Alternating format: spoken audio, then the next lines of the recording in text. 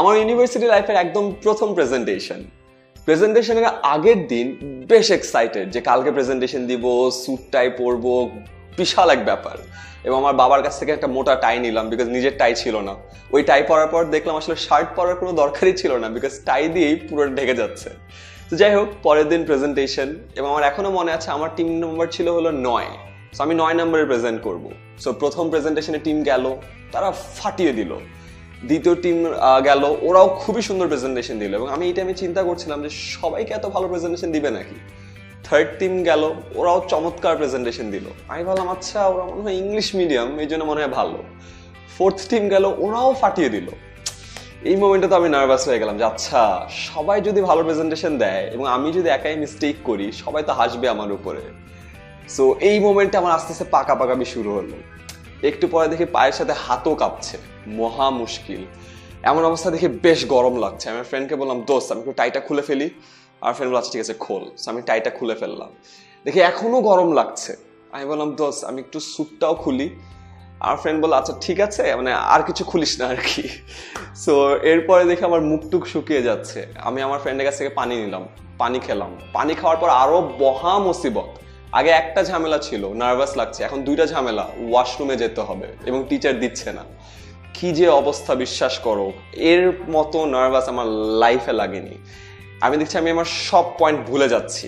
আমি পাশে ফ্রেন্ড থেকে বললাম তো একটা কাগজ যদি আমি লিখি। আমি 1 2 3 4 করে লেখা শুরু করলাম পয়েন্টারগুলো, এবং একটু পরে দেখি কাগজ নেই, কাগজটা তেনা হয়ে গেছে, বিকজ আমার হাত ভিজে অবস্থা খারাপ।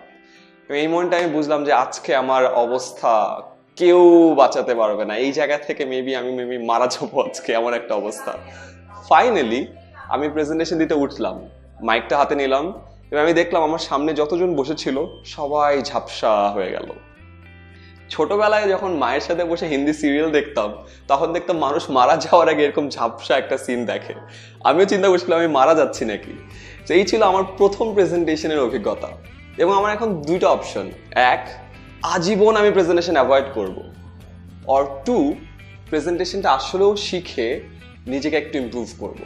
ওয়েল দেখো, আমরা অনেকেই প্রথম পথটা বেছে নিই, যেটা অনেক ইজি, প্রেজেন্টেশন অ্যাভয়েড করা। সো আমরা কি করি, প্রেজেন্টেশন তো দিতেই হবে, স্যার ম্যাডামরা বলেছে দেওয়ার জন্য। সো আমরা আসি, তারপর বলি ওয়েলকাম এভরিওয়ান, আসসালামু আলাইকুম, myself Aiman Sadiq and next Sadman. So আমরা আমাদের পরের টিম মেম্বারকে দিয়ে দিই। অ্যান্ড যেহেতু আমাদের চেহারা কম দেখানো হয়েছে, আবার আমরা লাস্টে আসি, এসে বলি এনি কোয়েশ্চেন, থ্যাংক ইউ বলে আমরা শেষ করে দিই। তো তুমি এই কাজটা করতে পারো এবং প্রেজেন্টেশন অ্যাভয়েড করতে পারো। আর তুমি যদি এটা আসলেও করো, দেখবা জীবনেও তোমার প্রেজেন্টেশন স্কিলটা বেটার হবে না। ইউনিভার্সিটি লাইফের 4 বছর তো কোনো মতো এইভাবে পার করে দিবা, বাট যখন কর্পোরেট লাইফে ঢুকবা তখন সারা রাত গাধা খাটনি খেটে প্রেজেন্টেশন রেডি করবা। পরের দিন তুমি যেহেতু প্রেজেন্টেশন দিতে পারো না, তোমার ফ্রেন্ড তোমার পাওয়ার পয়েন্টে ইউজ করে প্রেজেন্টেশন দিয়ে প্রমোশন নিয়ে চলে যাবে, এবং তুমি মনে মনে করবা। ওয়েল তখন এটা করে তো আসলে লাভ নেই, রাইট? সো অফকোর্স যারা ভিডিওটা দেখছো, প্লিজ প্রেজেন্টেশনকে অ্যাভয়েড করো না, প্রেজেন্টেশনকে দূরে ঠেলে দিও না, এটা থেকে দৌড়ে পালাবার চেষ্টা করো না, ফিয়ারটাকে ফেস করো, যেমনটা আমি করেছিলাম।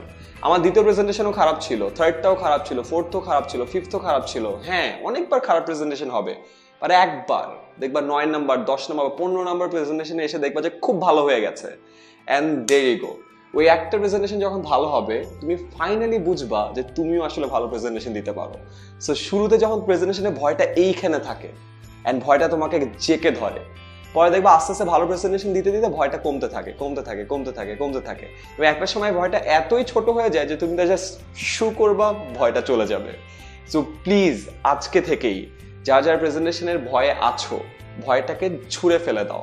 কারণ তুমি যদি ভয়টাকে ছুঁড়ে ফেলে না দিতে পারো, জীবনেও মানুষের সামনে দাঁড়িয়ে নিজেকে প্রেজেন্ট করতে পারবা না, নিজের আইডিয়াগুলো জানাতে পারবা না, নিজের স্টোরিটা বলতে পারবা না, নিজের ক্যাপাসিটি বলতে পারবা না, তুমি যে কাজগুলোতে ভালো এটা কখনো প্রকাশ করতে পারবা না। এবং এটা যদি করতে না পারো, আজীবন তোমার বন্ধু কিন্তু তোমার প্রেজেন্টেশনটা দিয়ে প্রমোশন সব নিয়ে চলে যাবে।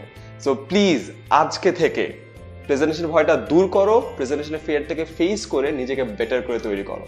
কারণ তুমি যদি ভালো প্রেজেন্টেশন দিতে পারো, দেখবা তোমার সামনের লাইফের যতগুলো গোল আছে, যতগুলো অ্যাচিভমেন্ট আছে, সবগুলোকে ছোঁয়া পাওয়া অনেক সহজ হয়ে যাবে।